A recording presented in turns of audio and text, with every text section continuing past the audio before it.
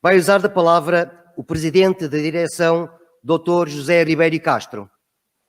Senhores representantes do Estado-Maior do Exército, da Marinha e da Força Aérea, senhores representantes das Forças Militarizadas, senhores embaixadores de Angola e de Timor-Leste, senhor comandante do navio Escola Sagres, senhores associados, membros de órgãos sociais e funcionários da CHIP, senhor professor, nosso convidado desta sessão. Neste ano inauguramos o que queremos que seja uma nova praxe. Em lugar de assinalarmos apenas o 24 de maio, que é estatutariamente o Dia da Sociedade Histórica, em que celebramos o nosso aniversário, passamos a assinalar também o 23 de maio, que comemora uma das datas de fundação de Portugal, a última grande data de referência desse nosso século XII, em que nascemos como reino. É uma animadora coincidência que tudo isto se passe hoje num domingo de Pentecostes, que nos diz o espírito com que devemos viver e prosseguir. A vizinhança das datas, 23 e 24, é tentadora. E tendo nós como missão colaborar com os órgãos de soberania e cooperar com instituições congêneres na comemoração das grandes datas nacionais e na preservação da dignidade de Portugal como nação livre e independente, ou dito nos termos do artigo 3º dos Estatutos, celebrar ou colaborar na celebração das grandes datas e eventos de Portugal, que foi a razão de ser do nosso... Esta é uma nova maneira de, à memória e comemoração da restauração de 1640, que foi a razão de ser do nosso nascimento, agregarmos também a comemoração anual da fundação do nosso país. Há também uma razão adicional para tentarmos inaugurar esta prática e segui-la nos próximos anos. Estamos a caminho dos 900 anos de Portugal, que se comemoram neste século. É um grande tempo. É um motivo de orgulho e de festa nacional, uma grande fonte de inspiração. Ao contrário de nós, humanos, frágeis seres, que quanto mais velhos, mais débeis, embora mais fortes de memória, lastro e sabedoria, as instituições e os países, quanto mais velhos e mais antigos, mais pujantes, mais robustos, mais aptos a um futuro ainda melhor. Ora, como escrevi num artigo que em breve publicarei numa revista do Alentejo, Portugal surgiu de uma certa naturalidade evolutiva da nossa formação gradual. Diversamente do 1º de dezembro, o eixo da CHIP, na fundação do país, não há propriamente um momento dramático em que se possa dizer que antes não éramos e depois já éramos. É como se tivéssemos tido gestação, mas não propriamente um parto. Primeiro não éramos, logo começámos a aparecer e às tantas a criança já andava. De facto, não houve um 1º de dezembro da fundação, assim como há da restauração. Há vários. E normalmente nos livros de história, como aprendi desde a minha infância, reportamos a fundação de Portugal a 4 marcos principais. 24 de junho de 1128, a Batalha de São Mamede. 25 de julho de 1139, a Batalha de Ourique. 5 de outubro de 1143, o Tratado de Zamora. 23 de maio de 1179, a Bula Manifestus Probatum. Ora, destas 4 datas, a menos conhecida é a última. A Batalha de São Mamede é muito celebrada pelos vimaranenses, como um dos selos da cidade de berço, e também pelo tão comentado pitoresco da luta entre a mãe e o filho, ou do filho e a mãe, Dona Teresa e o nosso pai nacional, Dom Afonso Henriques. A Batalha de Ourique é especialmente lendária e importante, por marcar o tempo a partir do qual Dom Afonso Henriques passou a usar o título de rei, apesar de não se saber com rigor nem a data, nem o local da batalha, e haver mesmo quem invente tratar-se de uma lenda. Mas é também uma data que o Exército muito celebrou. O Tratado de Zamora é o marco habitualmente mais celebrado, como o Tratado de Irmãos, em rigor entre primos afonsos, que nos consagrou em definitivo autónomos de Leão e Castela, passando de condado a reino, além de que, festejado a cada 5 de outubro, motiva socialmente umas graças privativas de monárquicos para republicanos.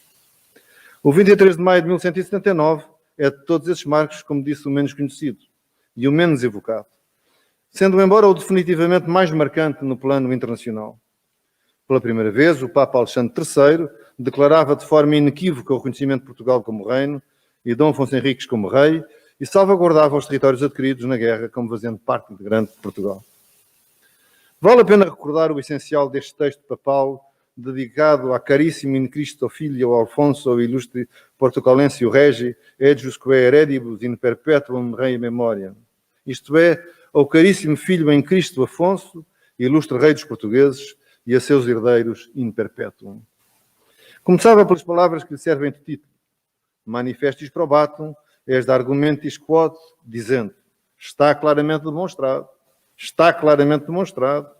que como bom filho e príncipe católico, prestaste inumeráveis serviços à tua mãe, a Santa Igreja, exterminando intrepidamente em porfiados trabalhos e proezas militares os inimigos do nome cristão e propagando diligentemente a fé cristã, assim deixaste aos vindouros nome digno de memória e exemplo merecedor de imitação. E pouco depois continha a afirmação politicamente fundamental. Concedemos e confirmamos, por autoridade apostólica, o teu excelso domínio, o reino de Portugal, com inteiras honras de reino e a dignidade que aos reis pertence, bem como todos os lugares que, com o auxílio da graça celeste, conquistaste das mãos dos sarracenos e nos quais não podem reivindicar direitos os vizinhos príncipes cristãos. E para que mais te fervores em devoção e serviço ao príncipe dos apóstolos São Pedro e à Santa Igreja, decidimos fazer a mesma concessão a teus herdeiros e, com a ajuda de Deus, prometemos defender-lhe quanto caiba em nosso apostólico magistério.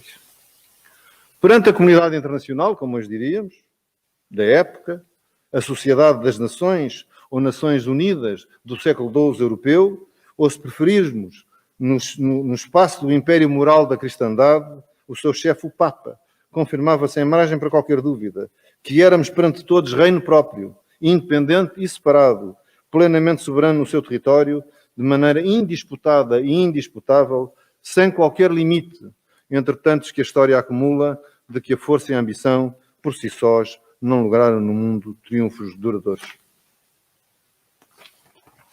Desculpa. Saltei aqui umas linhas. Sem qualquer limite, subordinação ou reserva, fosse no tempo desse rei, fosse no de todos os seus herdeiros, assim foi consecutivamente, desde esse histórico 1179, por todos os herdeiros reis até 1910, e desde 1910 pelo povo português e pelos seus presidentes, que no modo republicano receberam e continuam essa herança fundacional de Dom Afonso Henriques e do Papa Alexandre III. Grande data, na verdade. Por isso, quando olhamos aos 900 anos, que vão começar já em 2028 em Guimarães, se não em Portugal inteiro, temos que cultivar mais o conhecimento e o culto social e popular desta Manifestis Probatum tão brilhante. Não é por acaso, como o Presidente da República, Marcelo Rebelo de Sousa, assim quis assinalar o início dos seus 2 mandatos em 2016 e neste ano de 2021, visitando em primeiro lugar o Papa. Além do amor a Portugal e da gratidão por se ter feito e existir para nos fazer e abrigar como portugueses, o que queremos é contribuir para que quando chegarmos a 2079, ao último dos 900 anos, já não serei eu certamente, mas os meus herdeiros, no dizer do Papa Dom Alexandre III, não haja ninguém em Portugal que não saiba o que estamos a lembrar e a celebrar e porquê. A Manifestis Probatum é a nossa certidão de nascimento, a nossa certidão de nascimento de narrativa completa, ou como dizem os brasileiros, que também herdam deste dia a certidão de inteiro teor. Queremos que as pessoas gostem cada vez mais de Portugal, conhecendo os seus factos fundamentais e crescendo nos seus valores informadores e estruturantes que ressaltam da história, aqueles que pelo bem que eram e mostraram ser, guardarmos e vamos apurando na nossa vida coletiva e sedimentando no relacionamento com todos os outros. A Sociedade Histórica da Independência de Portugal é uma das instituições nacionais mais vocacionadas para o fazer e conseguir. Desde logo pela nossa antiguidade, festejando amanhã 160 anos sobre a data em que pela primeira vez se mostrou aos portugueses, vou citar, a comissão eleita pelos cidadãos lisbonenses que se reuniram no histórico Palácio dos Condes de Almada para prescrever o modo porque na capital se há de dar maior solenidade ao aniversário da Revolução de 1640, que restituiu a Portugal os foros de nação independente. Fim de citação. Era assim que abria o Manifesto de 1861, publicado em 25 de agosto seguinte e assinado ao modo dos conjurados por 40 figuras da vida lisboeta, de que destaco apenas alguns. Alexandre Herculano, Anselmo José Brancamp, o Conde de Almada, o Conde Redondo, José Estevão Coelho de Magalhães, de seu nome completo, e Pedro Venceslau de Brito Baranha. Este manifesto situou, assim, a necessidade do nosso nascimento. O povo português, seguro da sua existência nacional e cônscio dos imprescritíveis direitos em que ela assenta, sem ter esquecido as heroicas ações com que seus antepassados conquistaram e mantiveram a independência da pátria, havia quase apagado, pelo seu caráter humano e pacífico, os grandes costumes, a recordação pública de cruentas pelejas que foram mais um desengano entre tantos que a história acumula, de que a força e a ambição por si sós não logravam no mundo triunfos duradouros. Era necessário responder a este adormecimento, a esta moleza, que poderia ser interpretado como desfalecimento. E o manifesto explica porquê. O que fora o ódio implacável e depois repugnância tenaz, começou a converter-se entre as classes mais cultas numa simpatia própria de bons vizinhos e digna de povos civilizados e cristãos. Infelizmente, houve quem tomasse esta transformação, que não é mais que indício de progresso e de brandura dos costumes, como sintoma de indiferença pela própria nacionalidade. Parte da imprensa periódica de Madrid supôs que havia em Portugal quem estivesse enfadado de ser português e insinuou que se nos uníssemos à Espanha poderíamos realizar altas fantasias de poder e agradecimento de que uma nação não precisa para ser feliz, nem aproveitar mais a civilização comum para a qual todos os Estados, pequenos e grandes, podem concorrer. Porque deixámos passar sem contestação esses devaneios, pouco faltou para que tudo quanto constitui o nervo de uma nação, que os representantes de todas as atividades desta terra, os representantes da imprensa, da tribuna, da propriedade, do capital, do comércio, da milícia, do sacerdócio e da magistratura, fossem declarados ibéricos. Pintavam um verdadeiro 1580. Fim de citação. Soprava na sociedade portuguesa um vento de iberismo, ensaiando o papel das sereias tentadoras nos Lusíadas ou na poesia da Antiguidade. Os nossos antepassados da Comissão Central do 1º de Dezembro juntaram-se e organizaram-se para enfrentar esse desafio e afastar qualquer perigo. Na verdade, como costumo dizer, ibérico nem o porco, que é, bem o sabemos, o nosso porco preto alentejano, o porco de montado, criado debaixo do sobreiro, nossa árvore nacional, e com as nossas bolotas, que a avaliar pelo bem que nos sabe, mais tarde, a carne, o presunto e os enchidos, devem ser bem boas as bolotas. A cura do presunto é espanhola, e é bem boa. Quem não aprecia um pata negra. Mas o porco é nosso.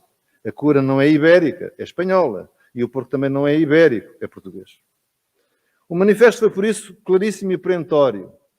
Precisávamos, portanto, de expor claramente a opinião unânime do povo português e assegurar aos homens e aos governos que se interessam no melhor regimento da família que possuímos, não aceitando agregações incongruentes com o caráter e as tradições nacionais, e que nos empenhamos quanto cabe em nossas faculdades e não lhe permitem os obstáculos da governação, que todos os povos têm encontrado nos aperfeiçoamentos sociais, por sermos dignos de fazer parceria com as nações civilizadas, tanto pelos nossos feitos passados, como pela nossa vida contemporânea. Mas também esclareceu o manifesto que nada temos e nada nos anima contra os espanhóis.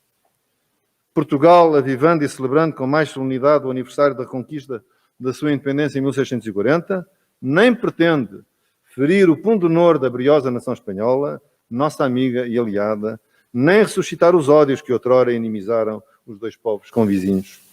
Não quer reptá-la, não leva a mão à espada, unicamente aponta para o seu direito e diz à Europa que está decidido a defendê-lo.